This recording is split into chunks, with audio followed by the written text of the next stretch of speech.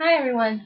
So last time I talked a little bit about conductors of ensembles and some of the problems that they can face, and I also gave some solutions that they can use for those problems to help them better conduct their ensembles. So one of the questions that could come up in that situation, which I posted in my discussion board, was doesn't a conductor just get up in front of an ensemble and wave their arms around? So does it matter if a conductor has any of these problems? Isn't what they do just for show?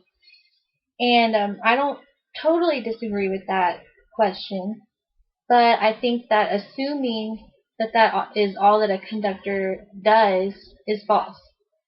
So I did some more research to back up my opinion, and I found a blog by a guy named Jason Kotke, and this is at coffee.org. And he attended a few Philharmonic Orchestra performances in New York, and he observed the conductor there. And being of not really a music background, he had the same question that it looked like there was really no purpose for the conductor except it was just for show that he was up there waving his arms around. And he posted this as an honest question of, what is really the point of a conductor? So a man named Chris Brody, who is a professional classical musician, he's a violist, a violinist, a singer, and has had decades of experience as a musician, responded um, to Jason's question. And some of the points that he gave, I think, are really valid in explaining why a conductor is important. And one of these points he used was the fact that a conductor is really crucial in rehearsals. They help lead the rehearsals for the ensemble and bettering their music for them to be prepared for a performance. And obviously, that's really important for an ensemble to be prepared. So that's a really big part of what a conductor does is just being there and leading through rehearsals and getting everyone together and working together to have a really awesome performance and doing the music justice in doing that. Another really important part of a conductor is for them to give cues. And this is what Chris Brody also said is really important, is that the conductor is up there to cue everyone when they need to play, so they know when it's their time to come in and play their instrument or sing or whatever it is that they're doing. He also pointed out that conductors are just newly really in an actual position, kind of starting around the 19th century. Before that, in like chamber music and things like that, they didn't really have conductors. Not, I mean, it was an occasional thing, but not very prominently. And this is because mostly the ensemble would refer to a concertmaster who is a performer within the ensemble that would nod or breathe or something to give everyone a cue. And that was just someone in the ensemble within the group. But obviously, it's more convenient to have that one person up in front of everyone that everyone can refer to know where they are. So he pointed out that it's really important for a conductor because they keep the group together. Otherwise, the performance would end up in a disaster.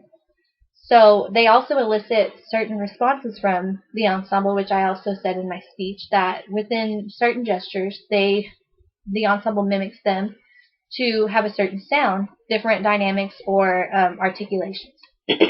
So that's really important. And he also pointed out something that's may seem really minuscule to a conductor, but it's a huge part of what they do, and that's beat patterns. And a conductor uses certain patterns for how they move in order to show everyone what is going on.